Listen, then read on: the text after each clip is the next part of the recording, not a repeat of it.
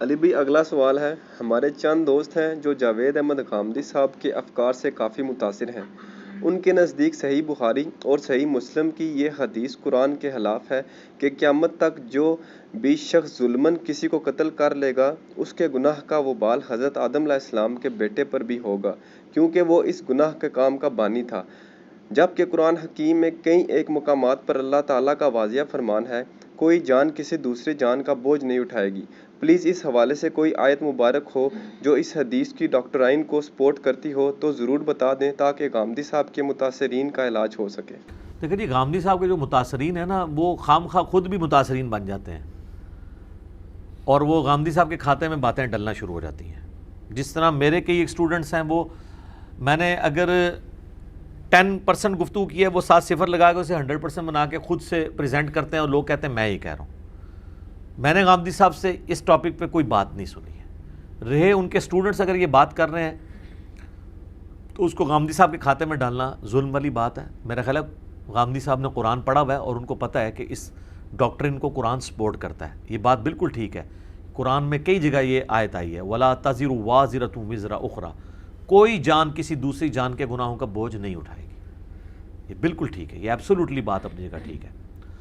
اب رہا اس کو کہنا کہ اس آیت سے، قرآن کی اس آیت سے بخاری مسلم کا رد ہو رہا ہے کہ بخاری مسلم دونوں میں آتا ہے کہ جو حضرت آدم کے بیٹے نے جو پہلا قتل کیا تھا، قیامت تک جتنے لوگ مظلوماً قتل کیے جائیں گے اس کا وبال اس پہ ہوگا، وہ بانی تھا تو وہ ان کے گناہوں کا بوجھ وہ کیوں اٹھائے گا؟ صرف یہ نہیں ہے کہ وہ اٹھائے گا بلکہ یہ کہ جنہوں نے کیا ان کو بھی پہنچے گا، اس کو اس لیے کہ وہ پائنیئر ہے اس کا۔ ایسا کیوں ہے؟ تو پہلا تو اس کا اصولی جواب ہے، لا تسأل عما یفعل وهم یسألون، اللہ کو نہیں کوئی پوچھ سکتا اس نے یہ رول کیوں رکھا ہے، اس کے علاوہ ہر ایک سے پوچھا جا سکتا ہے۔ مسلم شریف میں ایک اور حدیث ہے جس نے اسلام میں اچھا طریقہ جاری کیا، اچھی بدعت نہیں، اچھا طریقہ، جتنے لوگ اس پہ عمل کریں گے اس کا ثواب بھی اس کو ملے گا اور ان کے اپنے ثواب میں کمی نہیں آئے گی۔ اچھا، ثواب کے لیے آپ یہ بات کریں نا تو مان لیں گے کہ جی آپ نے کسی کو نیکی کی بات کی، وہ اس پہ عمل کرتا ہے تو آپ کو بھی ثواب ملے گا، تو گناہ کے لیے ماننے کے لیے تیار نہیں ہوتے، ادھر ہمیں بوجھ والی مثالیں دینا شروع کر دیتے ہیں۔ دیکھیں نا، ایک ہی بات ہے جو مختلف اینگل سے ہی ماننے کے لیے تیار ہے، اور اسی مسلم کی حدیث میں اگر کسی نے برائی کا کوئی طریقہ جاری کیا، جتنے لوگ اس پہ چلیں گے ان کا وبال اس پہ ہوگا، اور جو خود چل رہے ہیں ان کو بھی چھٹی نہیں ملے گی، ان کے وبال میں بھی کمی نہیں ہوگی۔ اس کو سپورٹو ڈائریکٹلی کئی آیات ہیں، انڈائریکٹلی کئی آیات ہیں۔ سورۃ الاعراف میں اللہ تعالیٰ نے آیت نمبر 38 میں فرمایا نا، جب کبھی بھی کوئی امت دوزخ میں داخل کی جائے گی وہ اگلی امت کے اوپر لعنت بھیجے گی اور کہے گی اللہ ان کو دگنا عذاب دیں، ان کی وجہ سے ہم گمراہ ہوئے ہیں، تو اللہ تعالیٰ مائے گا تم سب کے لیے دگنا ہے۔ سورۃ الاحزاب کے بھی اینڈ پہ ہی آتا ہے، کیونکہ تم بھی تو آنے والوں کے لیے پیش رو بنے تھے، دگنا کیوں ہے؟ خود بھی گمراہ ہوئے، ان کو بھی گمراہ کیا۔ اور واضح اگر آپ دیکھیں قرآن پاک میں 2 جگہیں ایسی ہیں جہاں پہ کرٹیکلی بالکل کھول کے اللہ تعالیٰ نے اس فلسفے کو بیان کر دیا ہے۔ ایک ہے سورۃ النحل، پارہ نمبر 14 میں اگر آپ آ جائیں، سورۃ النحل ہے تو اس کی آیت نمبر ہے 25 میں، اعوذ باللہ من الشیطان الرجیم، بسم اللہ الرحمن الرحیم۔ وَإِذَا 24 اور 5 ہے، وَإِذَا قِيلَ لَهُم مَاذَا أَنزَلَ رَبُّكُمْ، جب ان کافروں سے کہا جاتا ہے کہ اللہ نے کیا نازل کیا تمہارے رب نے، قالوا اساطیر الاولین، وہ کہتے ہیں یہ تو اگلے لوگوں کی سٹوری ہیں، قرآن کی توہین کرتے ہوئے۔ اللہ تعالیٰ فرماتا ہے لیحملوا اوزارہم کاملۃ یوم القیامہ، یہ لوگ پورا بوجھ اٹھائیں گے اپنے ان برے کرتوتوں کا قیامت والے دن، ومن اوزار الذین یضلونہم، اور ان لوگوں کا بوجھ بھی اٹھائیں گے جن کو انہوں نے گمراہ کیا بغیر علم کے بغیر۔ تو قرآن واضح کہہ رہا ہے کہ جو کافروں کے لیڈر ہیں، برائی کے جاری کرنے والے ہیں، وہ اپنے گناہوں کا بھی بوجھ اٹھائیں گے اور جن کو انہوں نے گمراہ کیا ان کا بھی اٹھائیں گے۔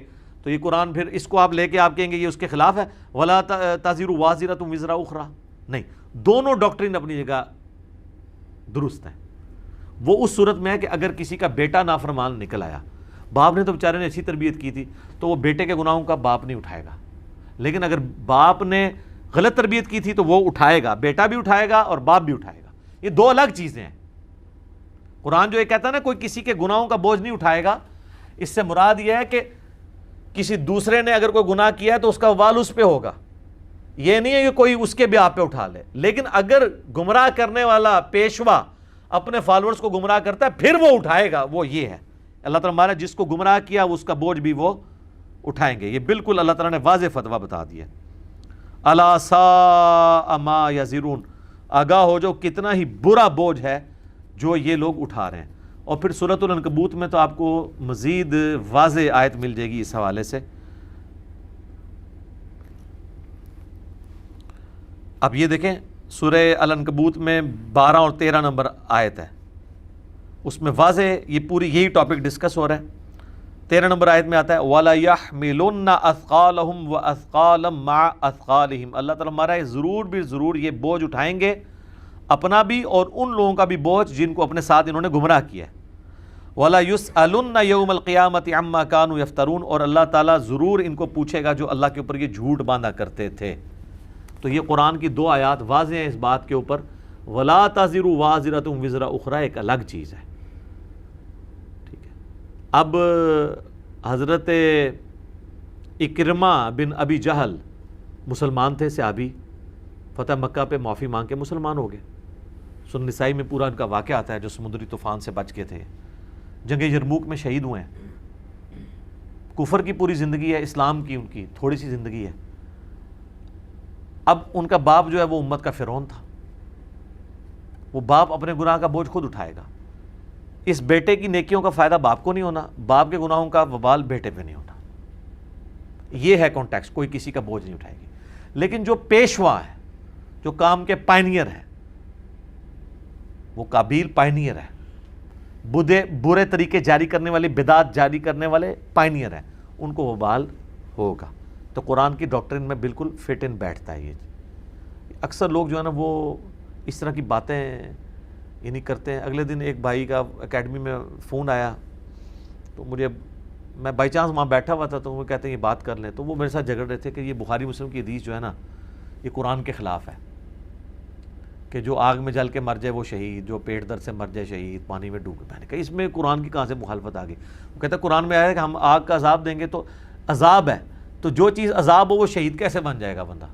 میں نے کہا یار وہ عذاب تو اس کے لیے ہے کہ جو بندہ اللہ تعالیٰ کے عذاب میں مرا ہے، جو بندے نے کی ایگزیکٹ ہی آگ میں جل کے لکھی ہوئی ہے، اس کی کیا آپ اس طریقے سے. میں نے کہا تو رومن امپائرز کی جنگوں میں کتنے صحابہ جو ہیں وہ آگ کے کڑاؤں میں جلا دیے گئے ہیں، تو آپ کہیں گے عذاب میں وہ مر گئے ہیں. ٹھیک ہے، طاعون کے مرض میں کتنے صحابہ جو ہیں وہ شہید ہوئے ہیں، تو وہ کیا معاذ اللہ عذاب میں ہوئے ہیں؟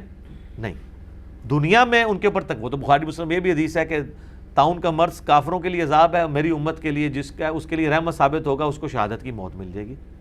جانا تو ہے دنیا سے. وہ کہتا نہیں جی قرآن میں واضح ہے کہ اگر تم مومن ہو تو تم ہی غالب رہو گے. تو یہ صحابہ کرام کے اوپر اس طرح کا کبھی غلبہ ہو ہی نہیں سکتا، نہ آگ کا نہ اس طرح. یہ ساری جھوٹی سٹوریاں ہیں بخاری مسلم کی، یہ تاریخی باتیں. میں نے کہا آ جاؤ قرآن پہ. نبی علیہ السلام کے جو دانت شہید ہوئے ہیں، آپ کی شہادت کی خبر مشہور ہو گئی ہے، غزوہ احد کے بارے میں آتا ہے. اور کیا نبی علیہ السلام کی موجودگی میں کوئی ایمان والا مسئلہ ہو گیا تھا؟ تو شکست کیوں ہوگی؟ کہتے نہیں فتح ہوئی تھی. میں نے کہا فتح کے بعد پھر شکست ہو گئی تھی، فتح تو پہلے ہوئی تھی. تو اب آپ کہیں گے اللہ تعالیٰ اپنے وعدے سے پھر گیا. ہر بات کو اس کے کانٹیکسٹ میں دیکھنا چاہیے. اپنی مرضی سے اپنی سوچ کے ساتھ قرآن و حدیث کو یوں کہنا کہ ٹکرار ہے. آپ یہ کہ میری نظر میں مجھے لگ رہا ہے ٹکرار ہے.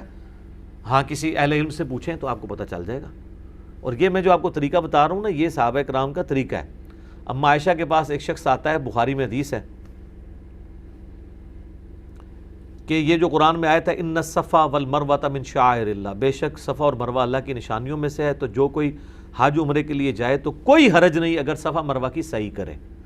تو اس نے کہا اس سے تو مجھے یہی لگتا ہے کہ کر لے تو کوئی حرج نہیں، نہ کرے تب بھی کوئی حرج نہیں. تو اما عائشہ نے پتا کیا کہا؟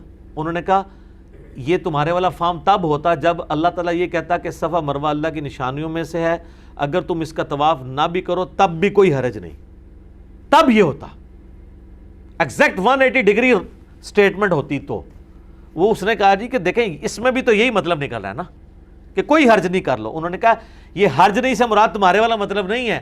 اصل میں یہ تھا کہ نیو مسلم جو تھے، جو کافروں سے مسلمان ہوئے تھے، قریش مکہ، خصوصاً جو انصار مدینہ تھے، وہ یہ سمجھتے تھے کہ صفا اور مروہ کی صحیح کرنا یہ مشرکین عرب کی رسم ہے.